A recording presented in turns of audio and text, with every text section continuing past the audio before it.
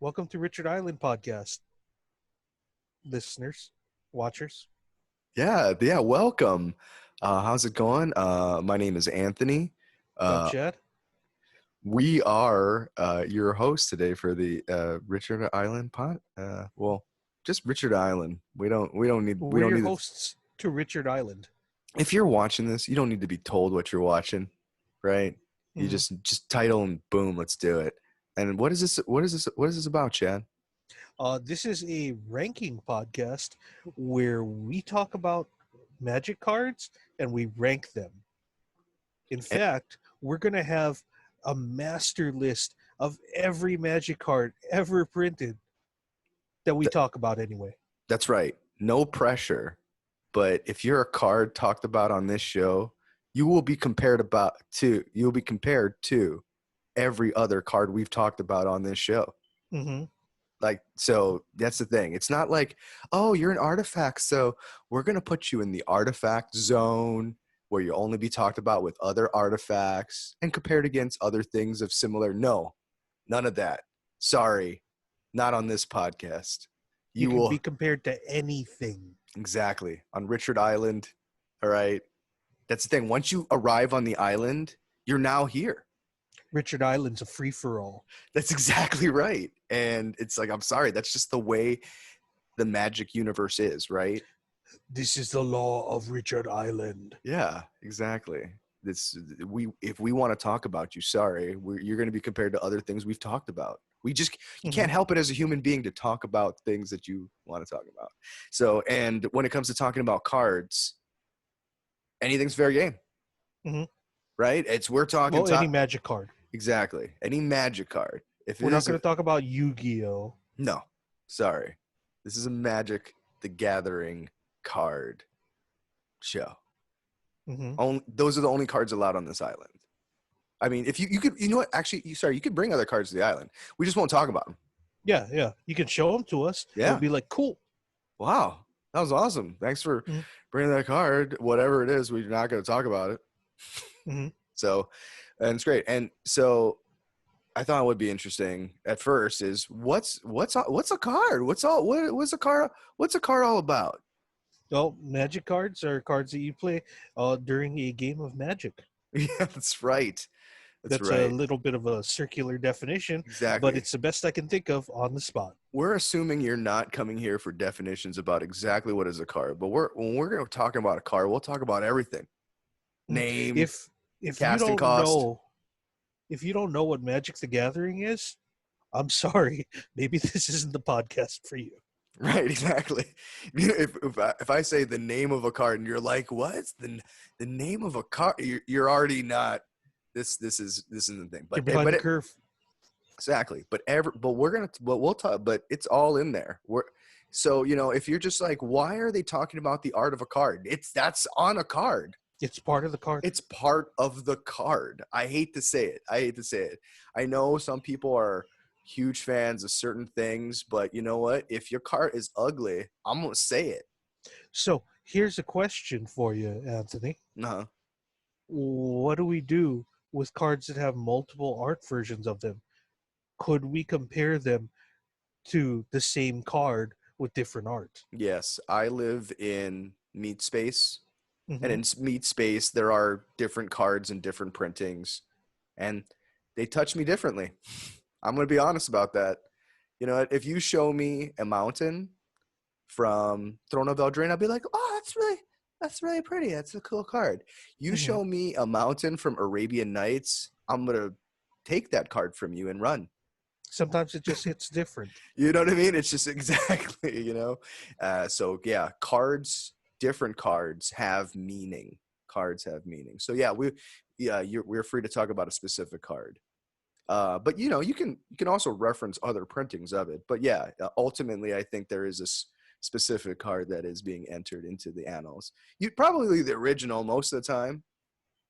I feel like that's what we would probably want to go with. You know, The original art first, and then OG. later, if someone uh, decides to email us and be like, that is not the superior version of the Mm-hmm. card art, then they may challenge and we'll evaluate a newer version or just a different version. Right. Yeah, exactly. And it's like, um, I think That would actually be very easy to rank because the same card with different art is probably just going to go directly above or below the same true. card with different art.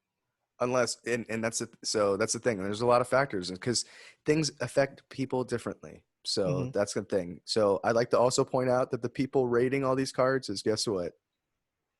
Us. Who are they? Oh shit! What? I know. So, What gives us the right, Anthony? uh, only that we've been playing Magic forever and that we totally love it. Hmm. We should probably tell our audience a little bit about ourselves.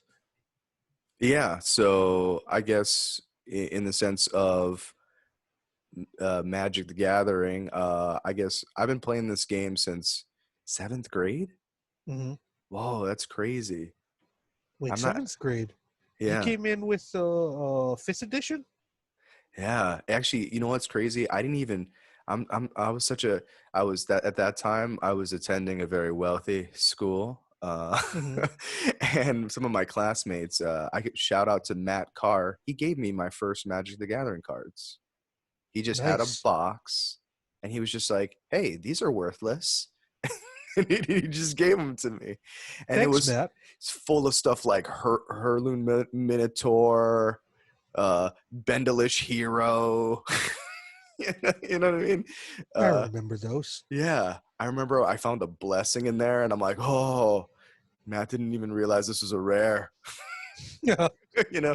And it was great. It was that those are some of my like first cards. So and yeah, I've played tournament Magic and casual like Commander, EDH, but I think like my favorite format is definitely draft excellent. in any form, really. Hmm. Limited. Uh, I'm Chad Wago. I've also been playing Magic for a very long time. I started in, I believe, fifth grade, which is why I accused Anthony of only coming in at fifth edition because I started with revised, Oh, and I believe that was around when I was in fifth grade. I could be off by a year. I've done a lot of drugs in my life, but I have also been getting my ass kicked by Anthony in Magic for about 20 years, I believe. Maybe 21. We've been playing together for a very long time. Uh, there was a point in time where Anthony was starting to get into the tournament level of Magic, and I was his card mule, where we would just buy a bunch of packs to play draft or whatever, and he would just mine me for all the cards that he needed to make competitive decks. have to do it. Yeah, it's like sometimes people just need to make competitive decks, and at the time, neither of us had a lot of money, so That's we the had to thing. combine Yeah, resources. you had group, like that's the thing. The first teams were just groups of friends whose Hmm. collections banded together to construct the three strongest decks in the format or whatever it was. You know what I mean? Hmm. It's just like, oh, you take all the blue and green or something, and I'll take all the red, and that's how decks got formed.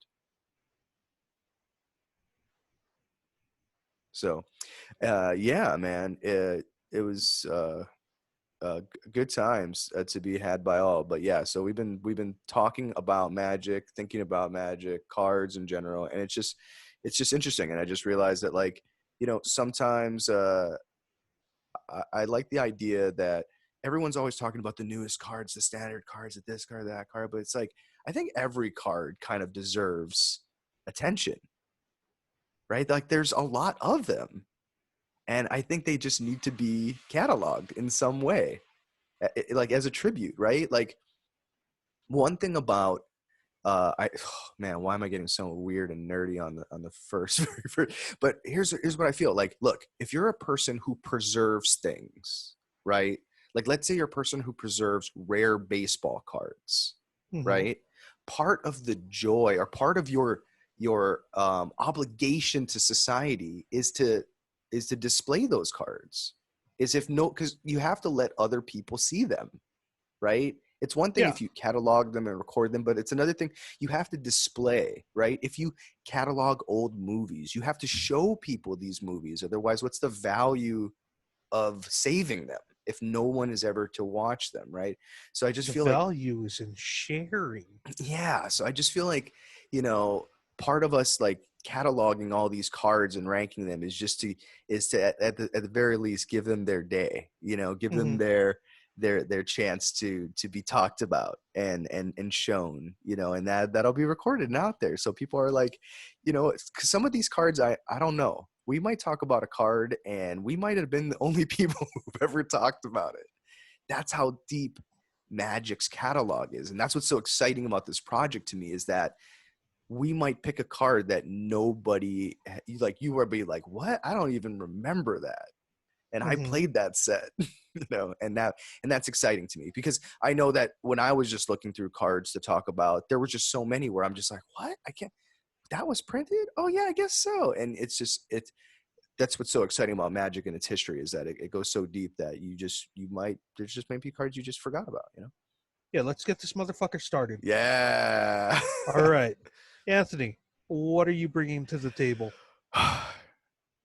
Chad, I'm very excited to bring this card to the table. I don't know if it's fair to say. Look, I won't bury the lead here. The card I brought, I have in person. All right, I'm just gonna say it's my favorite card of all time. Hmm. I brought Jokulhaups. Yeah, that was like your email address for a while. You know, even like I wanted this to be my email address so badly that even back in the Yahoo days, all right, somebody had already taken it and I had to add an extra L just to make it my email address. All right. That's how badly or Wait, how how much many? How do you spell Jokulhaups on the card? it's just, they just have one L on here. It was your email address for such a long time.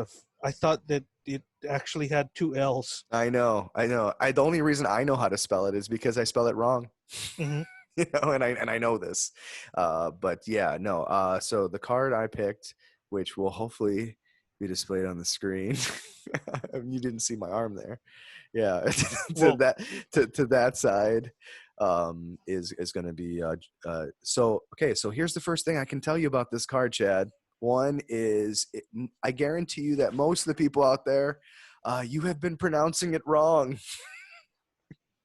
right? yeah, I All think this, most people call it Jokulhaups. yeah, that's what I've even said myself. To my horror, according to geologists and glacial studying people and smart scientists, all right. Geologists? Yeah, and it's so okay. So let's just get this straight. Okay, why are we pronouncing it wrong? Because the word is Icelandic. Okay, so people, when you spell Icelandic words, can you just spell it how we would pronounce it to not confuse us? Okay, but okay, so the J Hmm. is it's actually pronounced like a Y. Yuck. Yeah, Yeah, exactly. Like it's supposed to yo. be like It's Jokulhaups. like this. Yo. Yo, Yo. Like like yo, like MTV like Raps. Joe, but yo. Okay. Yo. Right? And then cool, like Cool in the Gang, Hmm. right? So I thought that was Yo, a cool. yeah, I thought that was a very helpful pronunciation guy. Like cool. I'm like, "Oh, I've seen that before. Cool in the Gang." All right, cool. So Hmm. yo, cool. All right. And here's the weird part. Last place is LAH lop lop. Yokolop. Yokolop. Yokolop. So that is how it's, and there's no, they don't have an S on there. So How good are you at video editing, Anthony? I'm not, I mean, I'm okay at it. Because that'd be really cool if we had like the thing down at the bottom of the screen Yeah. where it has each part of the word and then you smush it together I'm going like to on make, Sesame Street. I'm going to make that happen, people. Like you remember the two-headed monster I sketch, right? do. Yeah. Yeah. Oh, Cool. yo, Cool. hop, yo, Cool. Hop. hop. Jokulhaups. Yeah, that's right. It was something like that. I don't know. So yeah, so there you go. Yokolop, lop, lahop, lop. Okay. All right. Now, Let's so okay. not just what it does, but like just like describe like the base parts of the card. Like how much does it cost? Not Oh, yeah, that's right. Okay, money cost, but so there we go. Yokolop. We can get in. We can get into the cool lore of the card later, mhm. but We just have. need to know the standard stuff. All right. Casting cost, So here we effect. go. So I have a list of all the standard things on a card to make sure I cover it. So let's Okay. go down the line. Here we go. So okay, so thanks Shay for adding the sound of doors closing. That's okay. I didn't hear it. Also, tell Shay hello. Yeah, Shay, hello. No, no. Okay, so here we go. So we're gonna go like name, casting costs. All right, we'll just go down it. All right, here we go. So Jokulhaups Yokola. is a for 4 red red. It's a sorcery. Okay. Bury all artifacts, creatures, and lands. There it is. That's the Boom. card. All right. So let's see here. So yeah, the card. Okay, the card was an Ice Age printing. Mm-hmm. Okay, so that's relevant. So it's black bordered, and here we go. Flavor text, very important. All right. I was shocked when I first saw the aftermath of the Yavamaya Valley disaster. The raging waters had swept away trees, bridges, and even houses. My healers had much work to do. Okay, that was Halvor Arvinsson, Kjoran Priest. I don't know, sounds like a happy guy. And illustrated by the Richard Thomas. Nice. Which I'd like to point out for those people out there, when you're like, Richard Thomas, who's that? It's like, who's Richard Thomas? Only one of the original 25 Magic the Gathering artists. Oh, gee. What? So that makes that card significant. Very specific reason I chose the Ice Age printing of this card, not only the original printing, but also the Ice Age printing. Okay. But also, I'd like to point out that not only is this the first card we're talking about, on the list, but it's also Richard Thomas illustrated Air Elemental, which was the first alpha card, Mm. right? Air Elemental's the one with boobies, right? She's being a little bit coy. She's sort of covering up a little bit, you know. I mean, you can't see all the air titties, Yeah, she's but like, they were there. yeah, she's like kind of like, I'm made out of air, you know, and that was kind of cool. So Richard Thomas there, not only on Air Elemental, but also on the art of the first card we're talking about. So, whoa, Yokola. some crazy parallels there between that. So, yeah. So then I feel like before we get into the deep weeds, we should probably bring up what you've brought to the table. Ah, yes. My card. I have chosen a card that was gifted to me by Scryfall. For Scryfall has a button that says random card. And that is how I choose cards. Not by any sort of emotional connection to them, but pure chaos. And the card that I chose is Star of Extinction. Uh, it is another red sorcery card. Star of Extinction is 5 red red. Destroy target land. Star of Extinction deals 20 damage to each creature and each planeswalker. The flavor text reads, "The visions haunt me. I see the end of the world, brought on by the search for the immortal sun." Shaper Pashona. That's crazy. We somehow decided to choose for our cards 2 board wipes. Kind of. And what's even wilder about it was that like you didn't know what my card was when I chose it, Mm-hmm.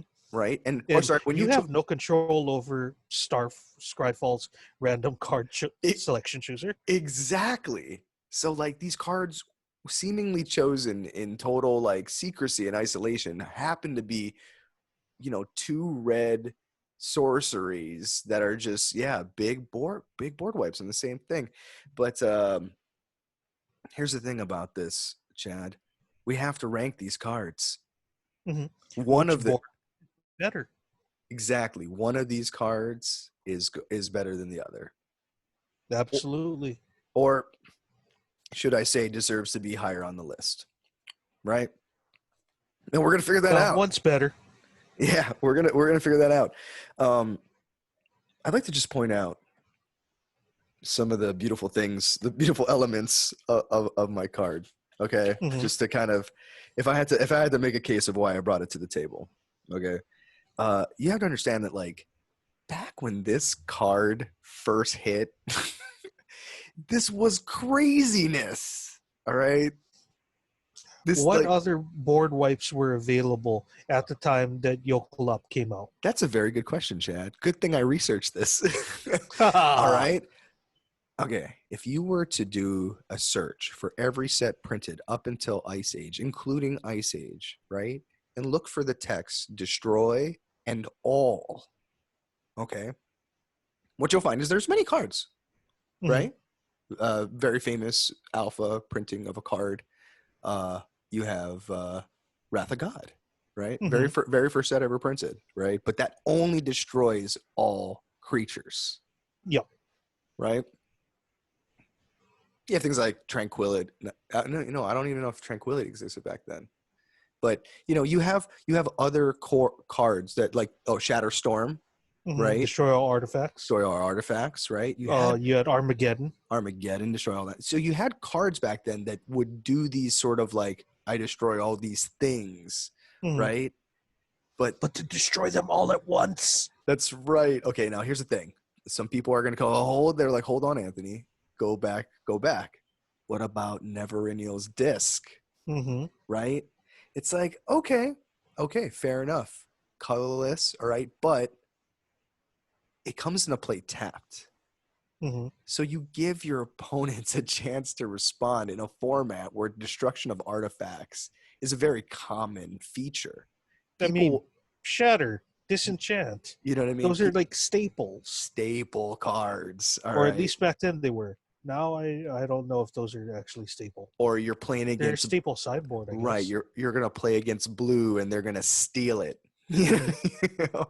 So there's that. And then here's the thing, they're not the same because um what what makes Yokolop, all right, a special card is that it destroyed creatures, artifacts, and lands. All Hmm. right. And it buries those lands. Now, for those not familiar with the keyword bury, they no longer use it. Now it's destroyed and cannot be regenerated, which at that time, regeneration was one of the protections that green had against effects like this. So that was very And important. black to a lesser extent. Yeah, so that was very relevant text.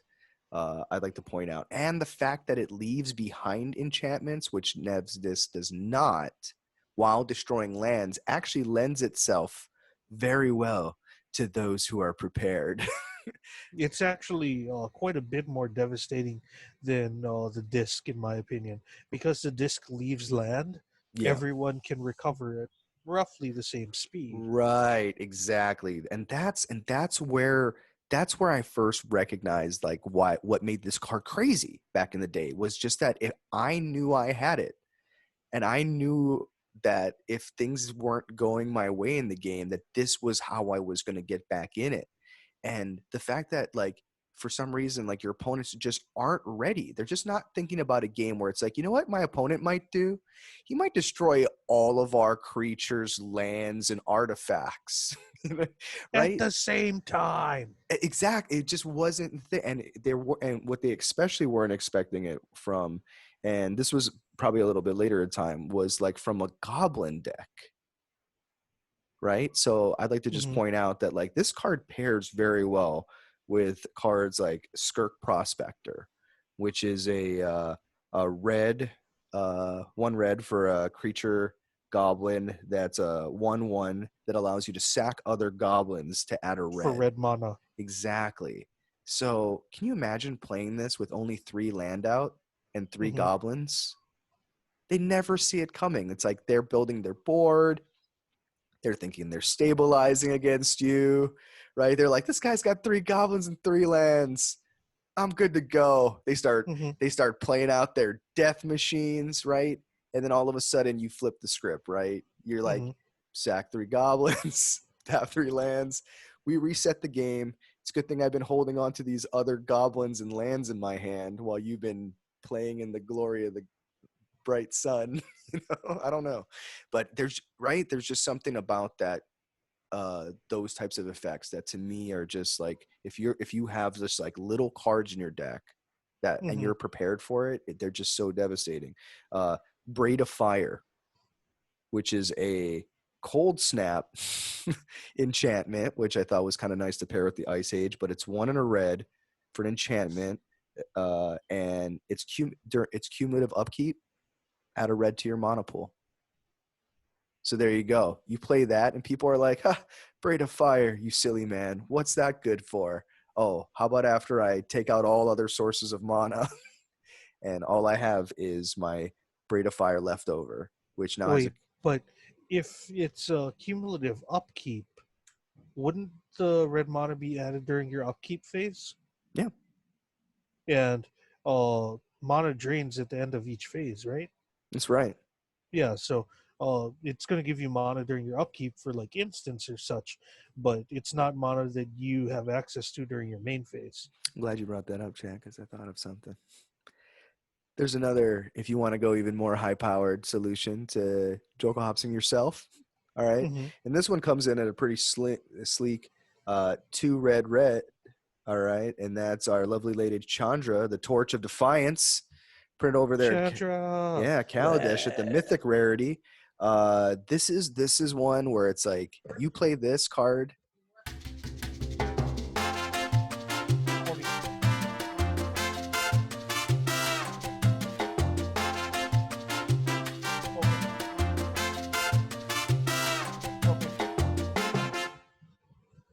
Sorry.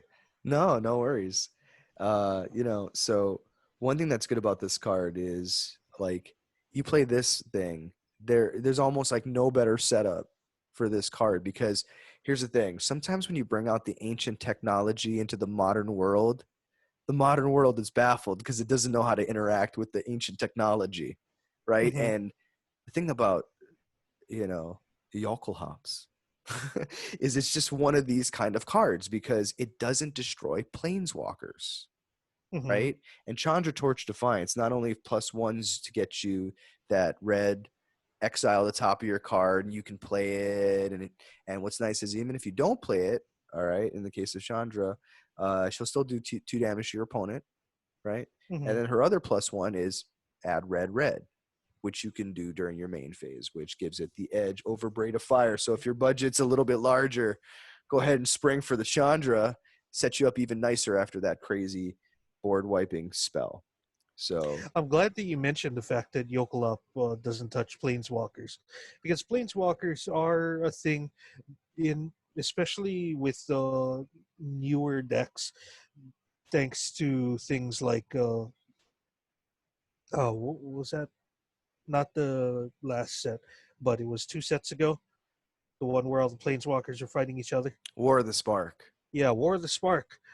The set where every single pack had planeswalkers. Uh, that just sort of flooded the market. But luckily, about 4 sets before that, Mm-hmm. Ixalan gave us Star of Destruction, which dealt 20 damage to all creatures and planeswalkers. You know, those things that are sometimes hard to get rid of. Yeah, that's what I'm saying. And I just love the fact that they attached a number Hmm. to that, right? Because here's the thing: when it comes to damage board wipes, most of the time, what are we talking here to wipe a board?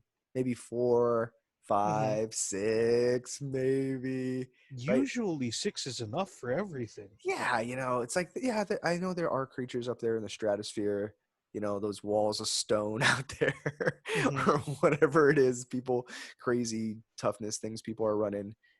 But yeah, usually it doesn't take that kind of damage. And even the biggest magic creatures, right? What are we talking?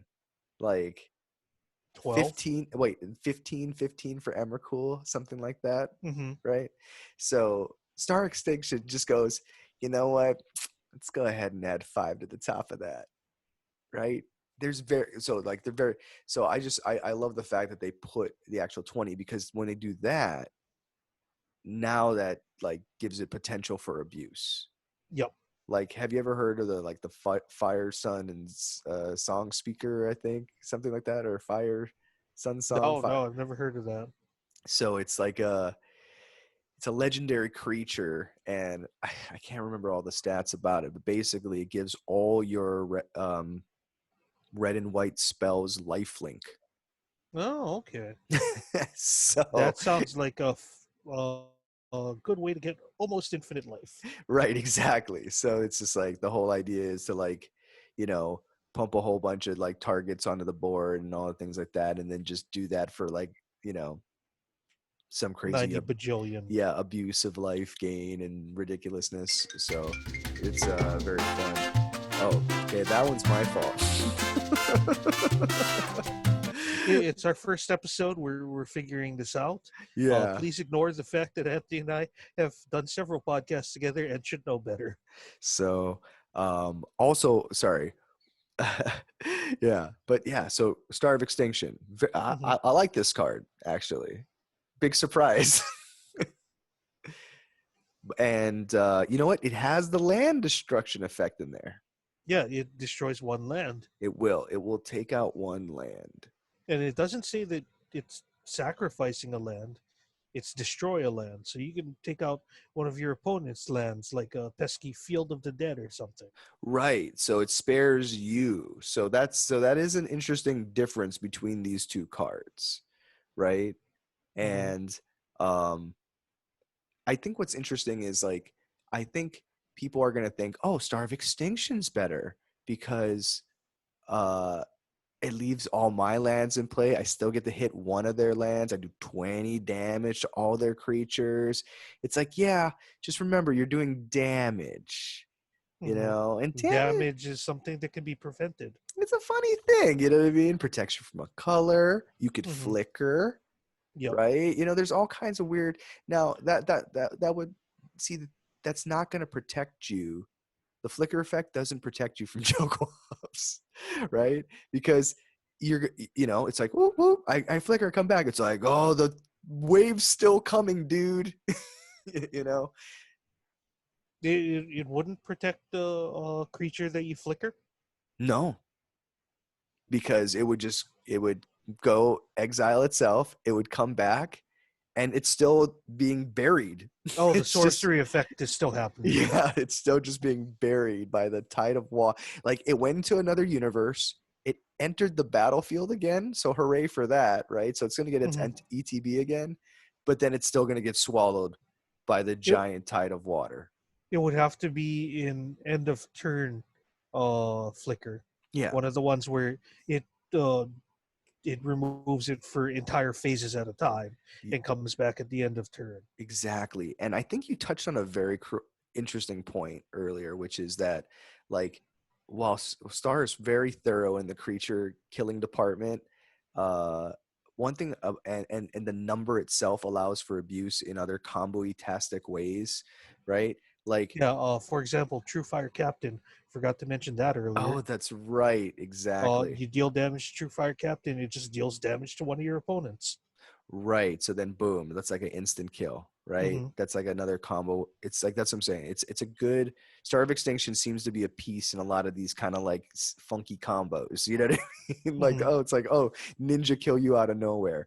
But like uh but that's the thing about like um this card that's also pretty ninja is that like it's like people aren't expecting it in the form that they're normally thinking of, right? Because they're thinking of like, oh, this person's going to have to be at 6 mana for these types of effects. Hmm. But also let me point out, like back in the day, you could cast this with a mana vault, Mm-hmm. right? Which is a 1 mana artifact that when you tapped it, it produced 3, Mm-hmm. right? And So what was the drawback of Mono Vault? it doesn't untap during your untap step. And here's a bit of trivia. Uh, Monovault deals you 1 damage at the beginning of your draw phase, Mm-hmm. not during your upkeep.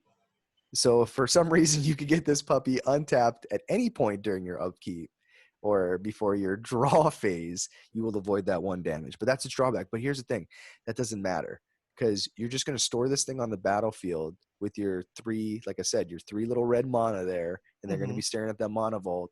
And then that's the thing. You're going to crank it and it's going to be gone. It's going to get wiped out in the flood. No 1 damage during your draw phase for you. There Right? is no drawbacks. Exactly. Just there to ramp you Mm-hmm. into something very devastating that, once again, if you're prepared for and they're not expecting, it puts you way ahead. Or what's nice is you have a monovolt in hand or something, or you have an extra one. You can run multiple copies of that. And what's nice about that is it also helps you recover afterwards. It not only helps you Mm-hmm. set it off, but if you want to get back into the game faster after that, you can play that for 1 mana, and then boom, you're on 5 on your next turn. Mm-hmm. So, there's a lot of ways where if you build your deck with this card in mind, it's very devastating. And what I like about it is it fits into these decks that otherwise don't have a way. Like, what's the problem when you're when you're playing aggression, right? Is you throw everything you got at the person and then you're out. Right? Mm-hmm. You're like, oh, I'm out of steam. My tempo is lost. This is a way to like reset the game. It's like your deck is best on like turns 1 through 4 or whatever it is, or 1 through 5. And like Mm-hmm. once it gets beyond that, you're just like, you feel like it's slipping away from you. And at the point where it feels like it's slipping away for you, what you're now doing is you're stockpiling for that Armageddon. You're that doomsday prepper that's like, ha ha ha. Well, everyone thinks it's the springtime. I know winter's coming. You know, so I that's why I think this card like I said, it's not necessarily a cute. Not I'm sorry, I'm not trying to call Start of Extinction cute. Both of these things are awesome in terms of events. That's one thing where they're both even, Mm-hmm. right? Because yours is the Star of Extinction, that sounds like a pretty big event. But uh, a Jokulhaup is a glacial flood. So Mm-hmm. like all this water built up in a glacier, and in Iceland, usually the thing that would set this off is a volcano erupting underneath it. Mm-hmm. I mean, both of those things are pretty cool. Yeah. Combining a volcano and a flood. You know? Ooh. Yeah, exactly. So it's like, wow, what a crazy thing for those people. They live by glaciers and they're like, oh, glaciers are safe. Look, they're just frozen. They're great. And then the volcano erupts and they're like, glaciers are death. So Volcanoes also death. um okay, so these I just, like I said, I'm still kind of I think for me, I'm still sort of like pulling I for think obviously for my favorite card. I think it's a slam dunk that Yoklap should be higher up on the list. Chad, because I did the research, can I talk about one more thing about the card? Sure, go for it. Give us all that sweet information. That sweet information. uh, Props, because here's the thing, like this card was, like I said, it has history. Mm-hmm. Like it actually has history. This card actually saw like high level plays of Magic. Mm-hmm. It was featured in the 1995 that's right, 1995 World Championship. It made it all the way to the top 4. It was in the 4th place deck, piloted by an American, Henry Stern. Thank you, Henry Stern, for taking Alcohol all the way to the top 4 of the World Championship, representing America, bringing 2 copies in the main. 2 copies. 2 copies in the main. You see what I'm Oof. saying? People don't sleep on this card. It's been to the highest levels of Magic play. All right, I know it was 1995 and technology was limited, but don't don't sleep on this ancient tech. Like I said, it pairs nicely with some of your newer fangled cards. I'm a big fan. Yeah, board wipes are always in fashion. So Why not try a classic? yeah, man. So yeah, like I said, I think that I think people like, and that's another thing too, because sorry, one thing I guess we could just talk about just a little bit too is like, people talk about the social contract Mm-hmm. in casual Magic, right? But you know what thing think gets abused. This is my hot take. Maybe this is one thing we can show Anthony's hot take. One of my hot takes is the social contract in Commander. All right, and That we don't do mass land destruction. I think people will hate on cards like Yokulhaup Mm-hmm. unnecessarily. But you know who I think is breaking the social contract is all you green land ramp players. You hear me? Mm-hmm. You green land ramp. You guys are the one breaking the social contract. So you know what? I'm renewing that contract, Chad. 6, 4 colorless, 2 red at a time. I'm Mm-hmm. renewing that contract. I'm saying, you know what? You and all your land ramp, I'm not standing for all those creatures and land. Okay. So, My thing about mass land destruction is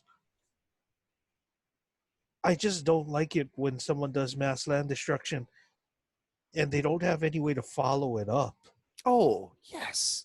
You Like talking to, yeah. if all you're doing is trying to put us back to turn zero and then we're gonna just keep playing the game, it's like, oh, all you're doing is slowing the rest of us down, buddy.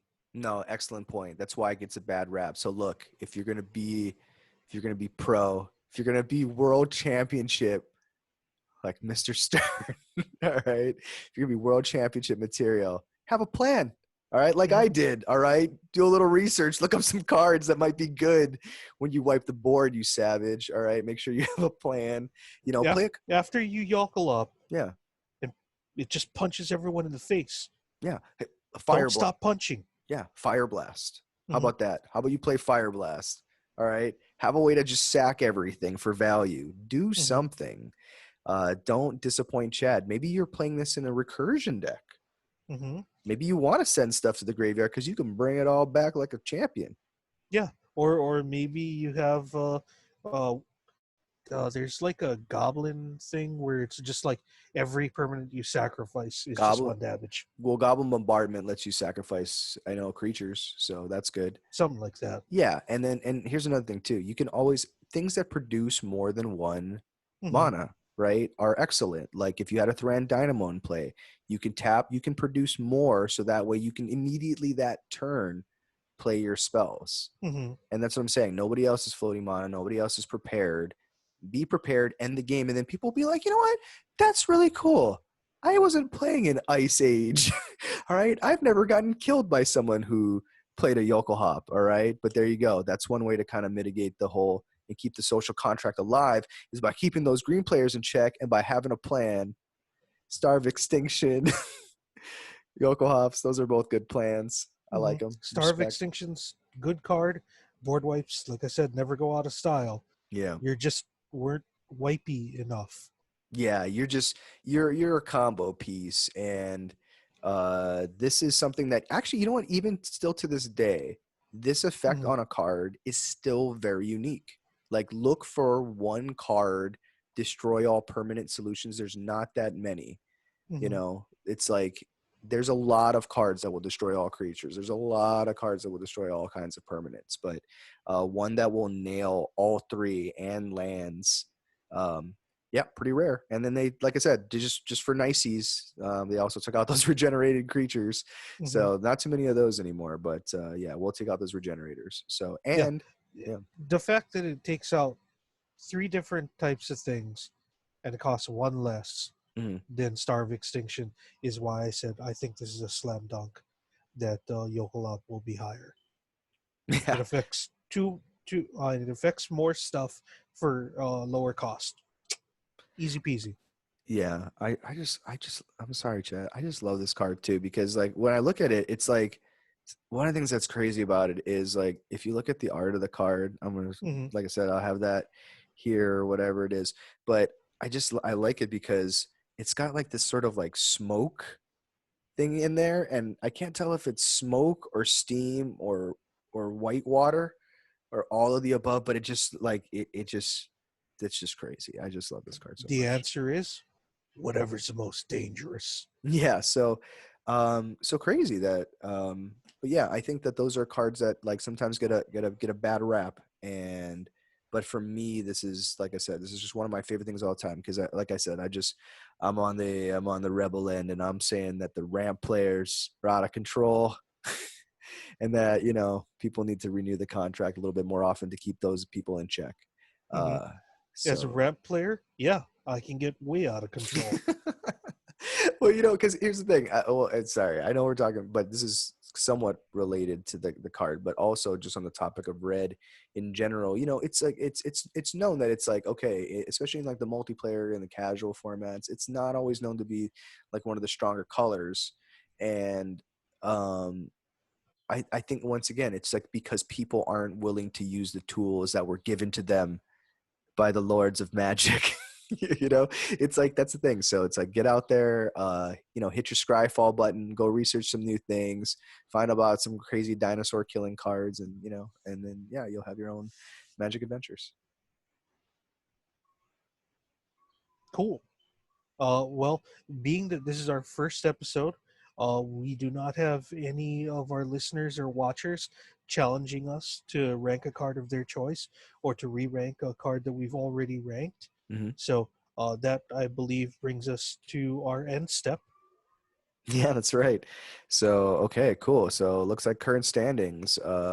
We have, Number one, Yokolop. yeah, wow, coming in at number one, debuting at Mhm. number one. Currently on our list, the greatest magic card of all time. I'm sorry to do that. Yeah, terrible. I know you had to put a random card up against this. I mean, this I did go for the entire board wipe on this one, Chad. I was trying to be as thorough as Hmm. possible and just trying to hit you on lands, creatures, every angle I could. Hmm. And you had to put up with just a random card, which is admirable. I think that's really admirable. So I just top decked from my exa- deck of every card ever made. yeah, and it put up a challenge, surprisingly, right? Because I mean, it was another board wipe, but yeah, we're gonna go Yokohama at number one, and Star of Extinction, a formidable number two. Tune in next time when, in addition to bringing some more cards to the table, we'll also, during the cleanup phase at the end of the podcast, we will be able to tell you what email you can reach us at because we have not created said email yet. Yeah, you're just gonna have to look for more episodes where we include such information because Yeah, or it, just comment because this is yeah. probably going up on YouTube, right? Yeah, if you watch this in the time span before we put up another episode with information, then you are the first fan. Yeah, you will automatically be our greatest fan of all time up to that point. Yeah, you won't have a way to contact us other than liking this video and sharing it with people, but thank you. We appreciate you. Yeah, whenever you're listening to it, but Mhm. especially if you're literally the first person. so, so yeah, so thank you all for listening to Richard Island. Have a great day. Yeah, we got to come up with a better way to end the show. Yeah, no problem. End the show. All right, here we go. I will end this show technically by stopping recording, so we're not so nervous.